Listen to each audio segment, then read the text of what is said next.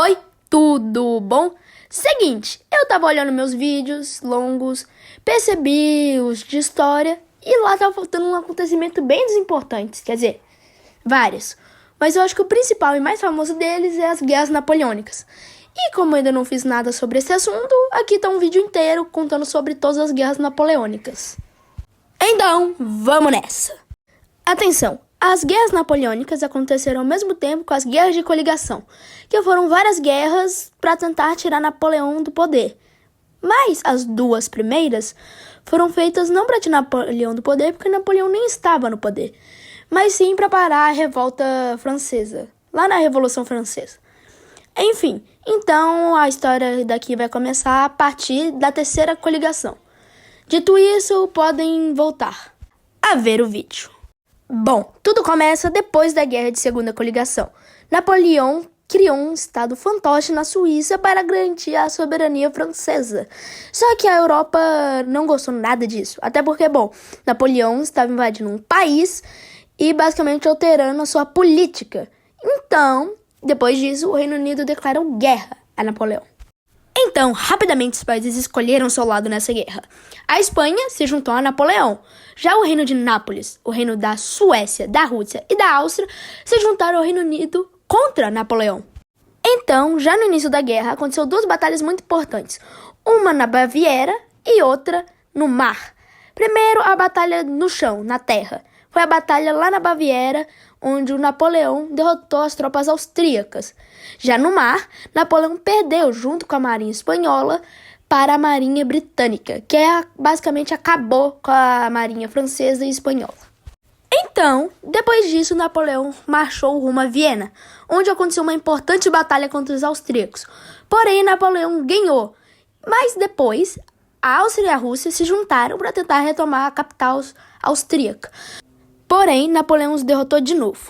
Depois disso, a Áustria se rendeu. E com caminho livre, Napoleão tomou o reino de Nápoles para si e criou um reino na Germânia, a atual Alemanha. E, por consequência, acabando com o Império Sacro-Romano Germânico de quase 1000 anos, que era o império que dominava a Germânia naquela época. Legal destacar que esse império não era um império único, era várias cidades alemãs dentro de um só império. Então, a Áustria e a Prússia ambas governavam basicamente esse grande império. Fica aí de curiosidade. Bom, com o fim do Sacro Império Romano Germânico, a Prússia ficou bem incomodada com isso, já que ela tinha bastante poder e influência naquele império. Então ela, junto com a Rússia, prepararam um ataque contra Napoleão e declararam guerra. Quer dizer, a Prússia declarou guerra, a Rússia já tinha declarado, mas enfim. O problema é que a Rússia também já estava em guerra com os otomanos, e eles estavam basicamente lutando por territórios na Romênia. Então, depois de não muito tempo de guerra, a Prússia já se rendeu, já que Napoleão tomou a capital Berlim e depois o resto da Prússia. Até porque, depois de perder Berlim, a Prússia não se rendeu, teve que dominar tudo para a Prússia desistir de enfrentar Napoleão. Enquanto isso, a Rússia derrotou os otomanos lá na Romênia. Bom, depois disso, a Rússia trocou de lado na guerra. Eles fizeram acordos com a França e passaram a apoiar Napoleão. Bom, depois disso, eles rapidamente invadiram o reino da Dinamarca, já que tinha uma ótima marinha. E como eles não queriam se aliar a Napoleão, tiveram que ser destruídos para não causar mais problemas.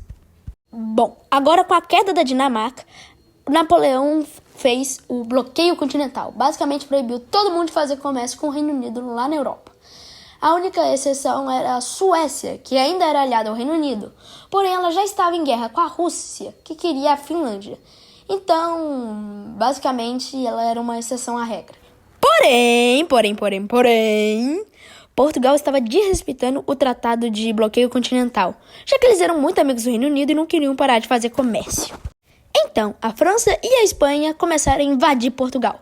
Porém, escoltados pela marinha inglesa, a família portuguesa fugiu, a família real no caso. Fugiu para o Brasil e mudou sua capital para lá. Você quer saber mais sobre essa migração da família real portuguesa para o Brasil? Bom, lá no vídeo da independência do Brasil eu te conto sobre tudo isso, então vai lá. Porém, enquanto isso acontecia lá na Península Ibérica, outras coisas começaram a acontecer. Tipo, a Rússia começou a invadir a Finlândia para valer, conseguiu tomar territórios ao sul da Finlândia. E Napoleão criou um estado independente para os poloneses, lá na parte da atual Polônia. Então, depois disso, Napoleão começou a invadir o norte da Espanha porque ele achava que a Espanha estava fazendo comércio com o Reino Unido. Porém, como a invasão não estava dando muito certo, já que os espanhóis estavam fazendo guerrilha para impedir os franceses de avançar, Napoleão veio pessoalmente à Espanha e começou a conquistar todo o norte da Espanha. Depois disso, a Áustria declarou guerra a Napoleão de novo e tentou conquistar a Polônia e a Baviera. Porém, perdeu, tomou um contra-ataque e com a chegada de Napoleão a Viena, a Áustria se rendeu de novo. Enquanto isso, a Rússia invade totalmente a Finlândia e a Suécia, por tabela, se rende. Bom, lembra da Áustria que acabou de declarar guerra a Napoleão de novo? Pois é, a filha do imperador austríaco acabou de se casar com Napoleão para fazer uma aliança. Pois é, o mundo não gira, ele capota. Bom, depois de tudo que a Rússia fez para Napoleão, Napoleão estava se desentendendo com a Rússia. Por quê? Porque a Rússia, com a economia toda ferrada dela, precisava fazer comércio com alguém que era bom de comércio. E quem que era bom de comércio? Reino Unido, aquele que era proibido de fazer comércio com a Rússia. Mesmo assim, a Rússia fez. Então, Napoleão juntou um exército gigantesco para atacar a Rússia. Então, os franceses começaram a invadir a Rússia. O problema é que a Rússia estava usando uma política de terra arrasada. Então, toda vez que os franceses chegavam para dominar um local, a população fugia, queimava todos os suprimentos e assim os franceses iam ficar presos no inverno rússio, muito longe de qualquer território aliado e ficariam fracos. Então, quando os franceses tomaram Moscou, que estava completamente em chamas, eles começaram a voltar, já que viram que não tinha mais jeito de derrotar a Rússia. E os russos começaram a atacar os acampamentos franceses, assim sabotando a volta dos franceses à Polônia, que era o aliado mais próximo. E por causa disso, quase nenhum soldado que foi à Rússia sobreviveu. E Napoleão ficou muito enfraquecido depois dessa. Então, depois disso, a Prússia redeclara guerra à França e começa a invadir os territórios da Prússia, que estavam tomados por Napoleão. Enquanto isso, a Suécia também declarou guerra de novo a Napoleão e começou a invadir territórios. E depois disso, tudo começa a dar errado para Napoleão. Porque lembra da Áustria, que a filha do imperador austríaco está casando com Napoleão? Pois é, esqueça tudo, a Áustria declarou guerra a Napoleão. E junto com a Prússia e a Suécia, começaram a invadir os territórios alemães que pertenciam à França. Bom, depois disso, eles também começam a invadir a França. Enquanto isso, na Península Ibérica, os ingleses e os espanhóis expulsam os franceses da Península Ibérica. Bom, com tudo isso, Napoleão se rende, dando fim à guerra, né? Não. Depois de ser exilado, ele volta para a França e toma o poder do país de novo, assim começando mais uma guerra napoleônica.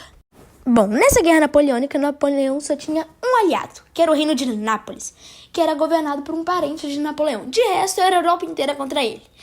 E o reino de Nápoles não duraria muito, rapidamente ele seria invadido.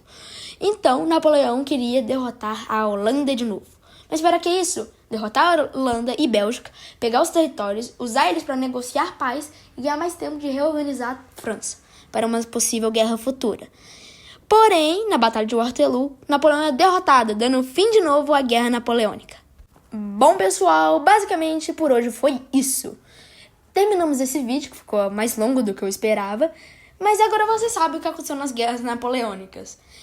E como vídeo longo dá menos recompensa, né, divulga menos que shorts, e deu muito trabalho para fazer esse aqui, por favor, recomenda para alguém que você acha que vai gostar, para alguém que você acha que deveria começar a saber sobre isso e outros assuntos.